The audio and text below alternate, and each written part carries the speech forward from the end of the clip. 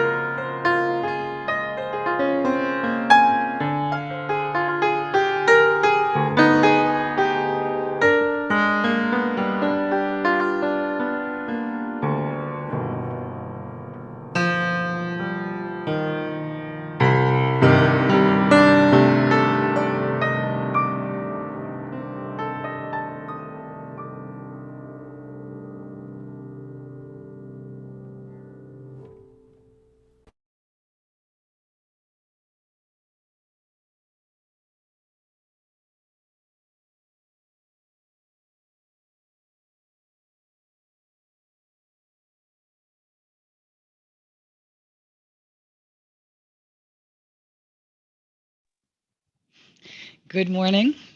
Welcome to First Universalist Church of Yarmouth. My name is Joanna Landsman, and I'm the president of the Board of your trustees. I am so happy to be greeting you this morning live. It's good to be together. Welcome. At First Universalist, our mission is to explore our faith, embrace this community, and to engage the world as spiritual seekers. May we take those words to heart. Before our service begins this morning, I have the following announcement. First, you members and friends, do you have special interest in a certain area of our congregational life, say worship arts or social justice? Do you have gifts or skills that you'd like to share, like party planning, library curating, or teaching? Are you curious to get to know members of our community better? Well, if you answered yes to any of these questions, you are in luck. Many of our councils and committees will be looking for new members for the coming church year, and you might be a perfect fit. There will be openings on the Worship Council and Faith in Action, on Congregation Connections, and on the RE Council, perhaps more. If you'd like to know more about what these groups do, or if you're already interested in joining one of them, email Gwen or Reverend Hillary. That's our announcement for this morning. And now, as we begin our service, let's all take a deep breath and settle into this sacred space and time we create together each week. Reverend Hillary will lead us into our worship.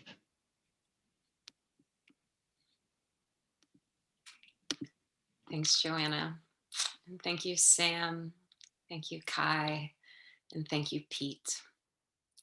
Good morning, everyone. How are you? Did anyone else get a sunburn yesterday? What a day, right? Perfect. A perfect spring day.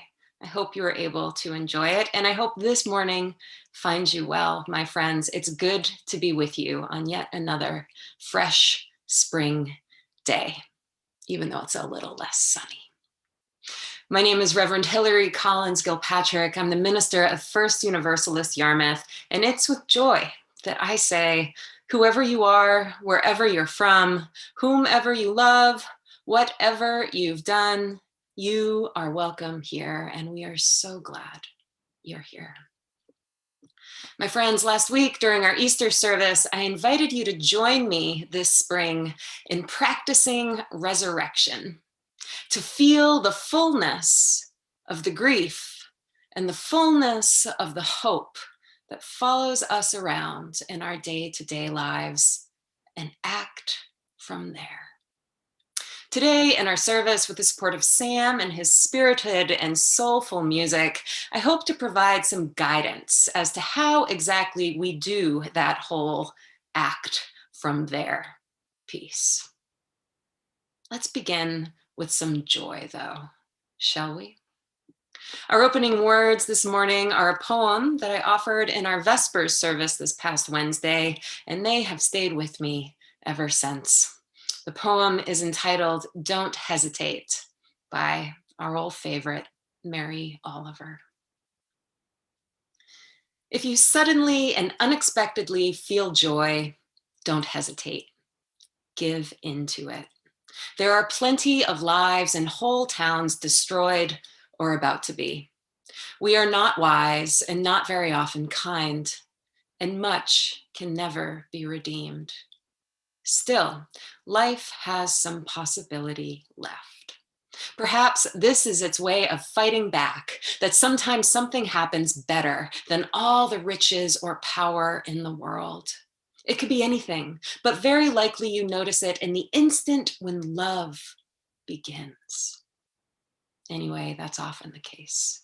Anyway, whatever it is, don't be afraid of its plenty. Joy is not made to be a crumb. Good morning. Joy is not made to be a crumb, my friends. Won't you join me now, joyfully, in reciting our chalice lighting blessing as I light the bright symbol of our faith.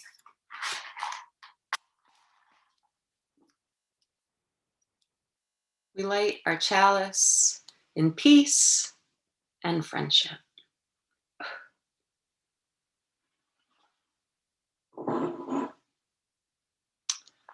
Our opening hymn is number 288. We are all architects.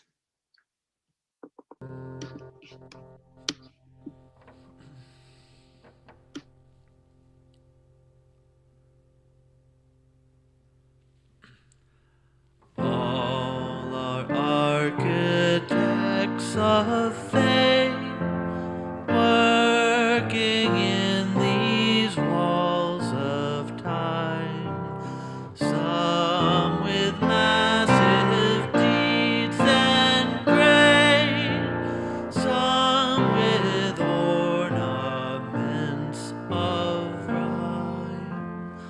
For the structure that we raise, time is with materials filled. Our todays and yesterdays are the blocks with which we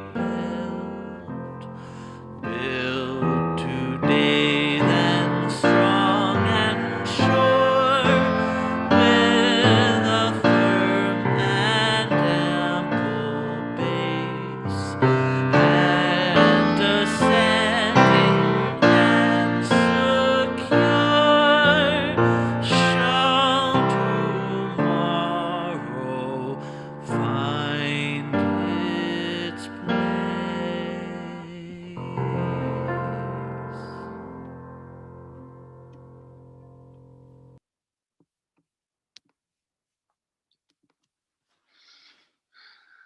We now come to the time in our service that we set aside for silent prayer and meditation. If you're listening to our service while working on a project, eating, drinking, or wandering around, I invite you during this time to set down what's in your hands and just let yourself relax, quiet down, and be still for a moment. This is a time to offer a prayer for those in need of a prayer. Reflect on the events, the joys, the sorrows of the past week. Look forward to what might come in the days ahead, or simply be here now in this moment and all that it offers us in sensation and emotion. My friends, join me now in taking a deep, refreshing breath in, exhaling out, making some space in your being, and joining me for this sacred time of quiet.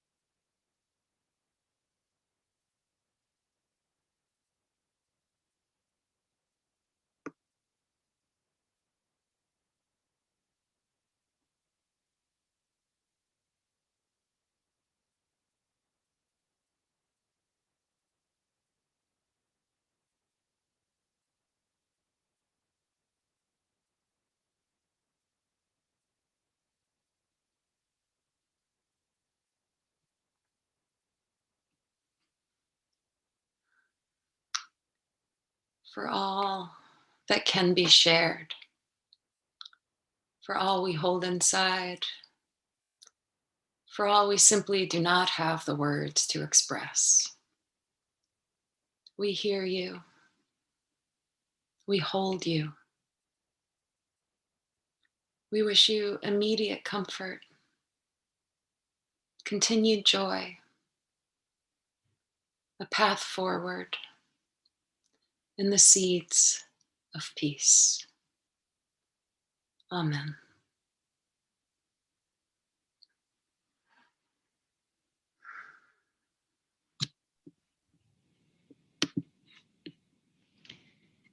In honor of our second principle, justice, equity, and compassion and human relations, this week's offering is shared with Equality Maine.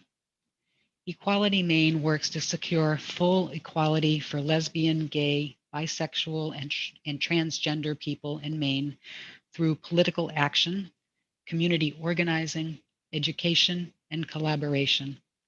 Equality Maine envisions the day when LGBT people and their families have full equality in the hearts and minds of Maine people and in all areas of the law.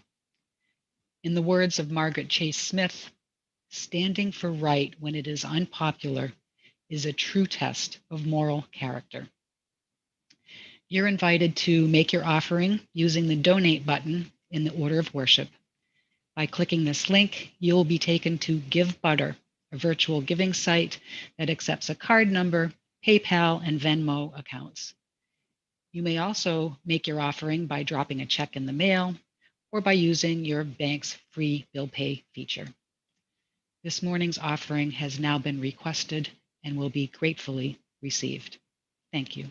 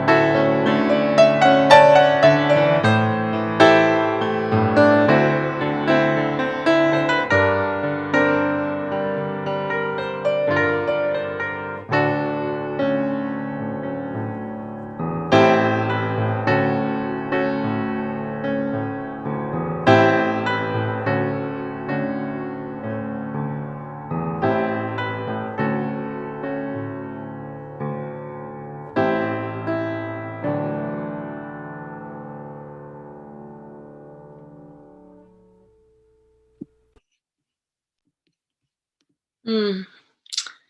Thank you, Sam. That was beautiful. I love that one. Ugh. Our reading this morning comes to us from a song entitled Revolutionary Love by one of probably the most impactful songwriters of my life, Ani DeFranco. It's the title track off of her most recent album, and it was inspired by a text that I'll be discussing in my sermon today, See No Stranger by Valerie Carr. Revolutionary Love is a beautiful song, and I encourage you to give it a listen, or several listens, sometime soon. The first verse goes like this. I will tend my anger. I will tend my grief. I will achieve safety. I will find relief. I'll show myself mercy. I'll show myself respect. I'll decide when I'm ready to forgive but not forget. I will ask you questions. I will try to understand. And if you give me your story, I will hold it in my hands. Yes, I will bring the love, the revolutionary love. I will bring the love, the revolutionary love. I will bring the love. I love Ani DeFranco. Okay, so like so much last August, when I first pulled together plans for our Wednesday night Vespers service, I didn't really know what it would turn into over the course of the year. My main intention was to offer a quiet space where we could share our joys and sorrows with one another, a ritual we wouldn't be offering during our live streamed Sunday services. Around mid-October, after a couple months of consistent attendance, I began to wonder if our Vespers services, along with holding sacred space for deep listening and deep sharing, could also be a dedicated time to strengthen our spiritual practices. And so I started to incorporate longer guided meditations into the services, and soon decided to explore one particular meditation style each month with you. In March, the meditation we explored was what's called a benefactor practice, in which we brought to mind a being who has shown us love or care and allowed ourselves to receive their love without judgment or resistance. In February, we tried our hand, or rather our minds, at the ancient practice of shamatha meditation, a practice in which we held ourselves in a particular meditation posture called a mudra, and by resting our complete focus on our breath, discovered the clear blue sky of our often cloudy minds. In January, we noticed what sensations arose when we recited the mantra, strong back, soft front, strong back, soft front.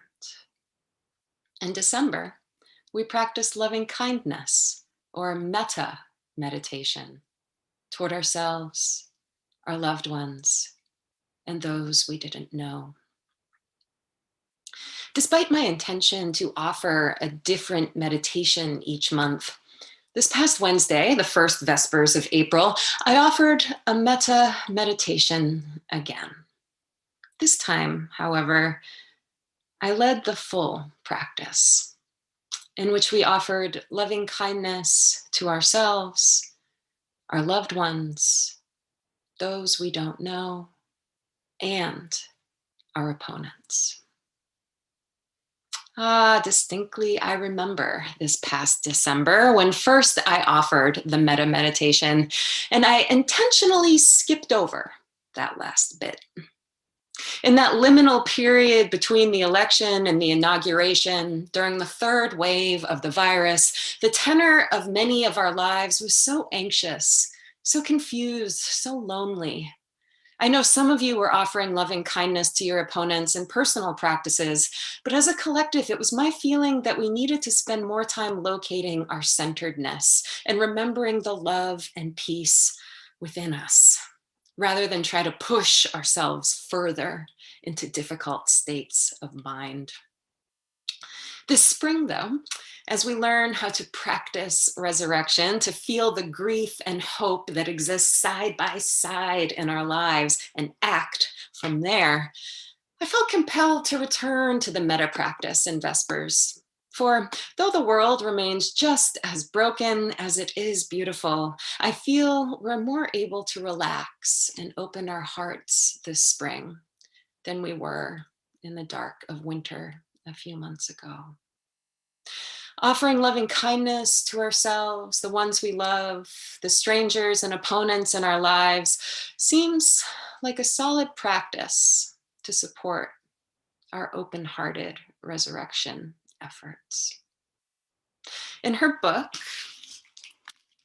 See No Stranger, a memoir and manifesto of revolutionary love, civil rights activist and lawyer Valerie Carr asks, how do we love in a time of turmoil? The book is a memoir of Carr's life as a Sikh American, coming of age in the early aughts amidst the violence and xenophobia perpetrated on brown-skinned people following 9/11. The title of the book, See No Stranger, is a proverb of Guru Nanak, the first teacher of the Sikh faith. 5 centuries ago in Punjab, India, Guru Nanak had a mystical experience that inspired in him a vision of the oneness of humanity. The O of oneness is capitalized there. Carr explains that the vision threw him into a state of ecstatic wonder. And Guru Nanak began singing songs of devotion to the divine within him and around him. In other words, Carr explains, Guru Nanak fell in love. I see no stranger, he sang. I see no enemy. You are a part of me that I do not yet know. I see no stranger. I see no enemy. You are a part of me that I do not yet know. Along with being a memoir, Carr's book is a meditation on the power and labor of love in an age of upheaval, violence, and transition. Humanity itself is in transition, she writes in the introduction, before articulating the litany of oppressions, devastations, and dire conditions that have become the common parlance to describe these times. Will we marshal the vision, skill, and solidarity to solve these problems together, she asks, or will we perish? Is this the darkness of the tomb or the darkness of the womb? I don't know, she responds, but I believe revolutionary love is the call of our times. Though Valerie Carr challenges her readers with these weighty rhetorical questions and many stories of violence and pain that she and her loved ones have incurred, See No Stranger is a gentle book. I might even call it tenderizing. It models the reimagining of love that Carr is trying to engage in us. This love that she calls revolutionary love.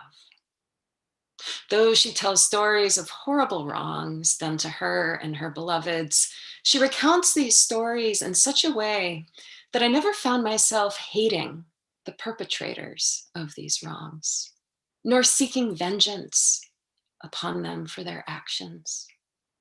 I found myself instead grieving and wondering how to stop the forms of violence in our society that hurt everybody, perpetrators and victims alike.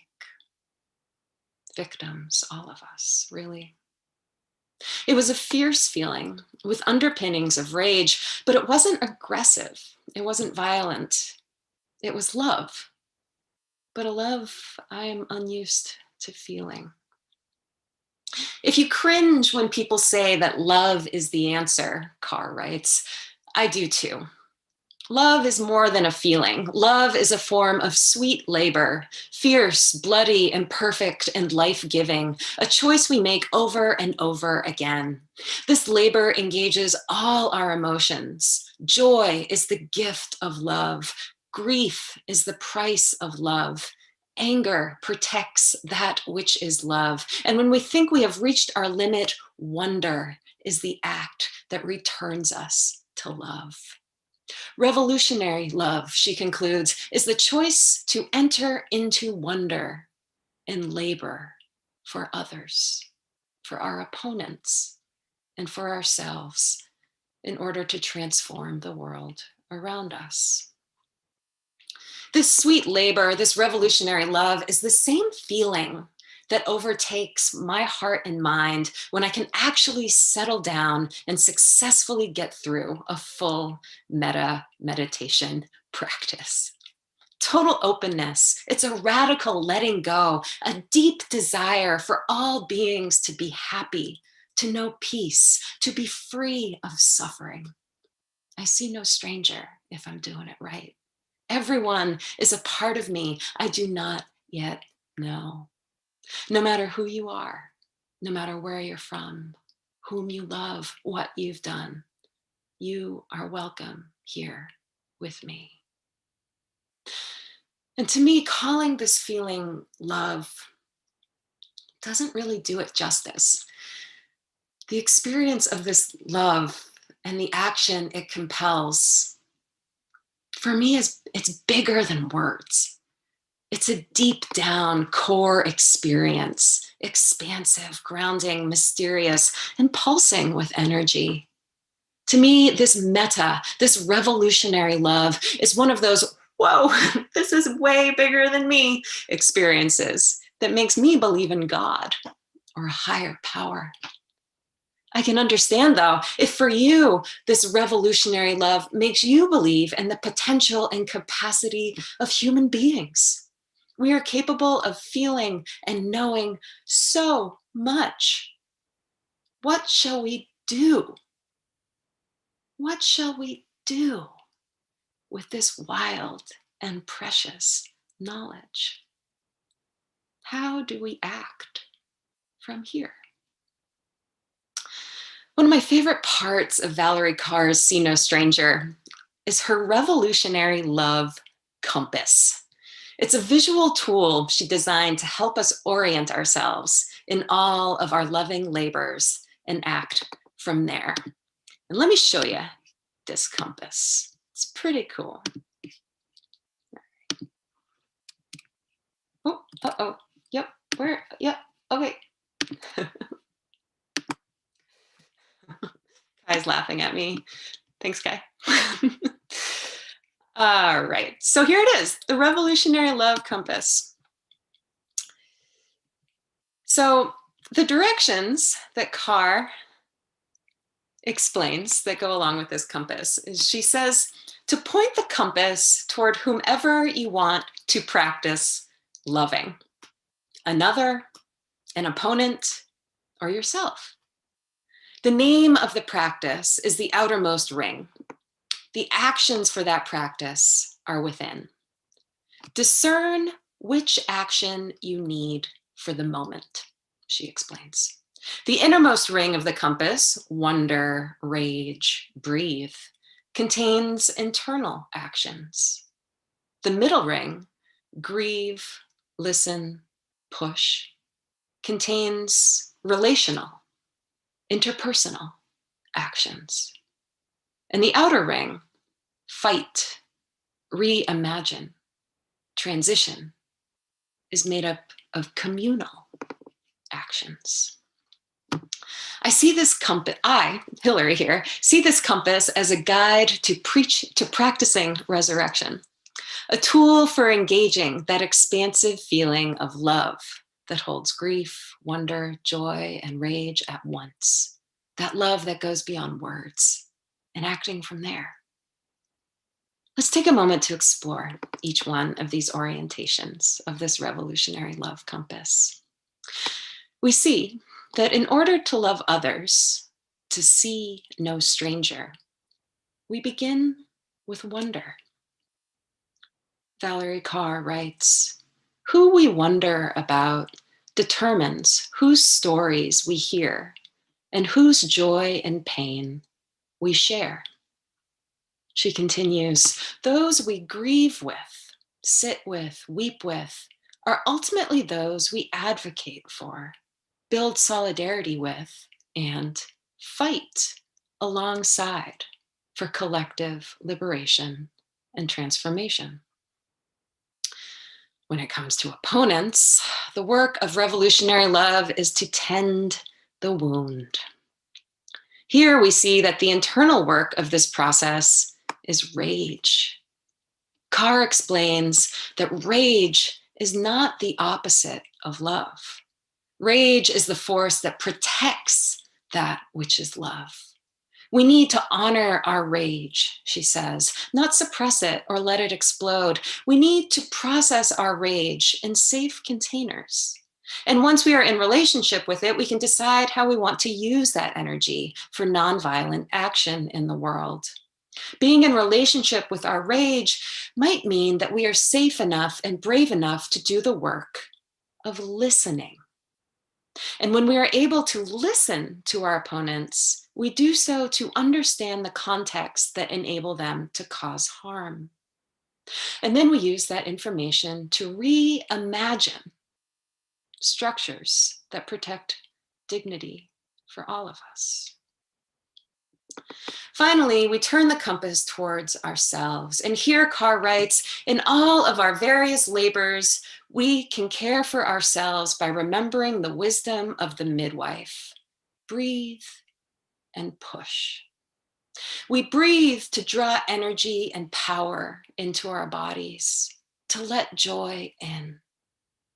We push through fear and pain to become our best selves through the hard work of healing, apologizing, forgiving, and reconciling.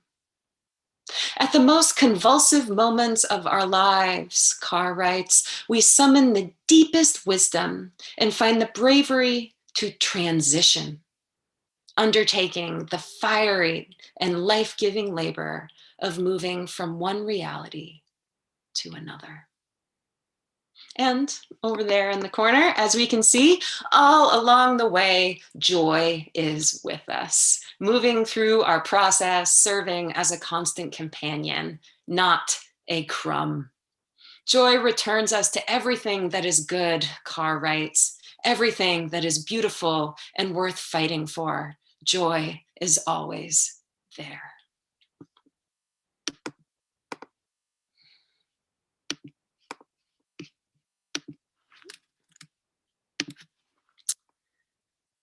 So, full disclosure, I actually saw Valerie Carr speak a couple years ago at a conference for high school educators on diversity and equity.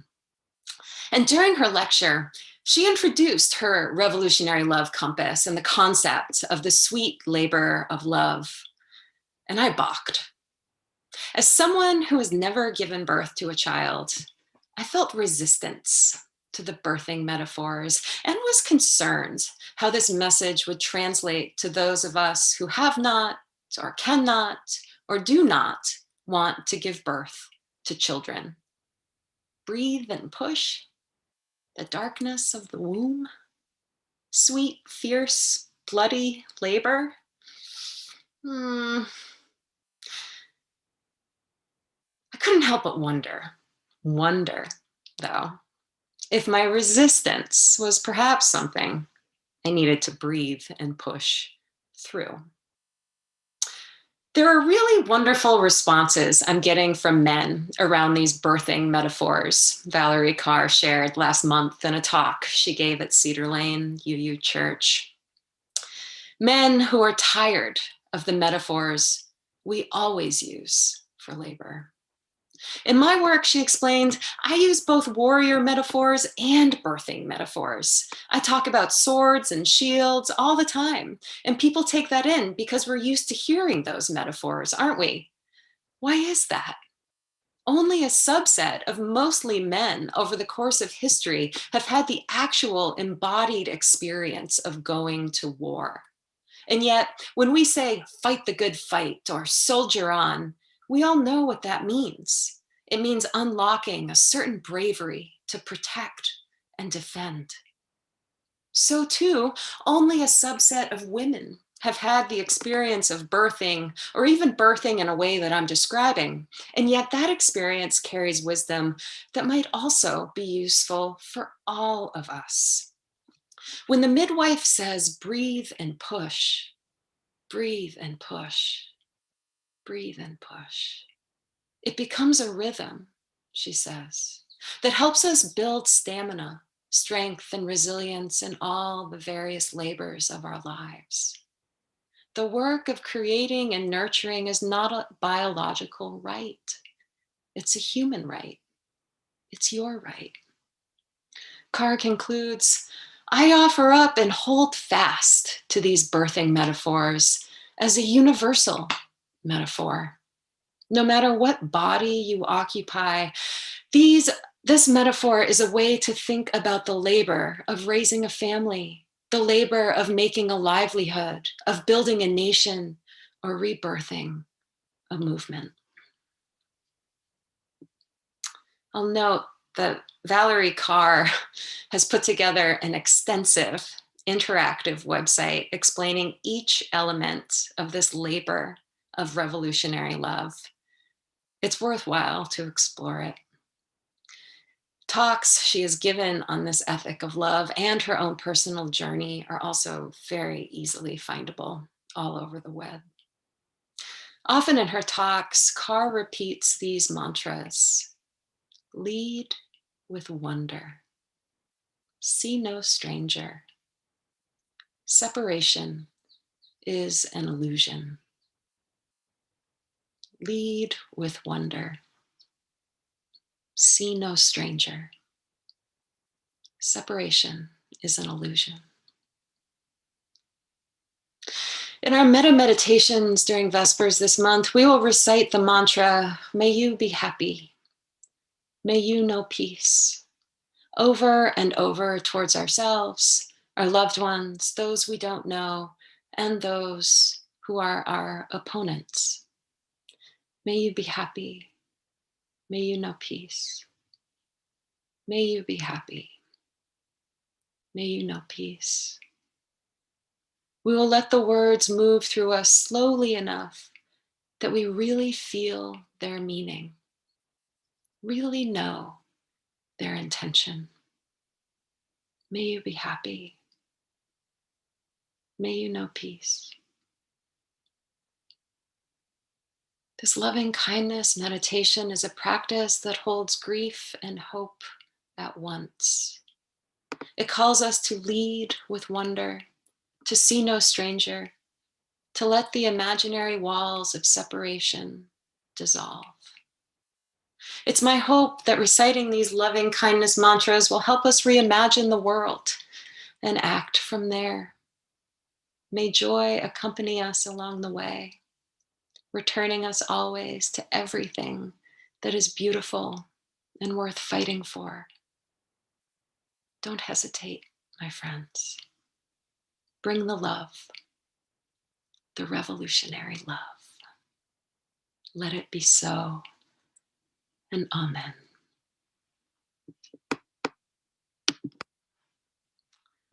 Our closing hymn is number 163, For the Earth Forever Turning. Thank you, Sam.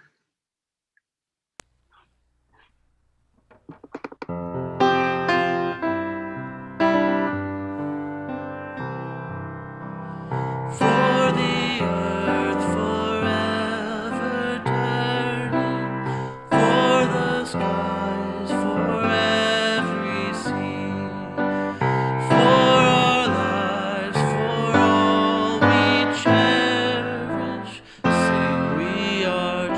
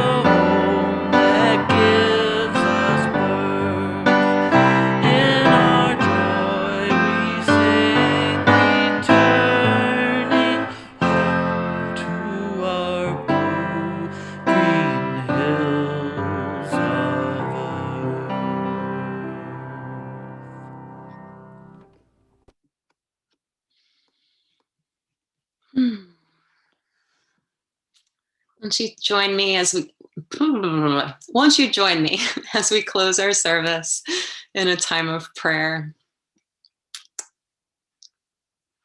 May all beings, those we love, those we don't know, those who frustrate us, may all beings be free of suffering and the causes of suffering.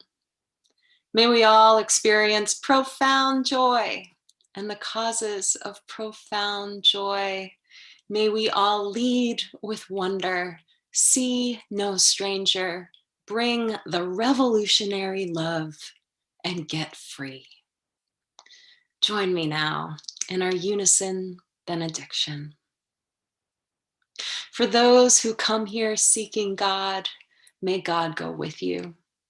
For those who come embracing life, may life return your affection. For those who come to seek a path, may a way be found and the courage to take it step by step. Amen. Let it be so.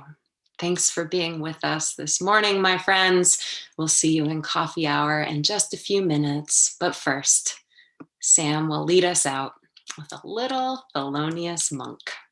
Thank you, Sam.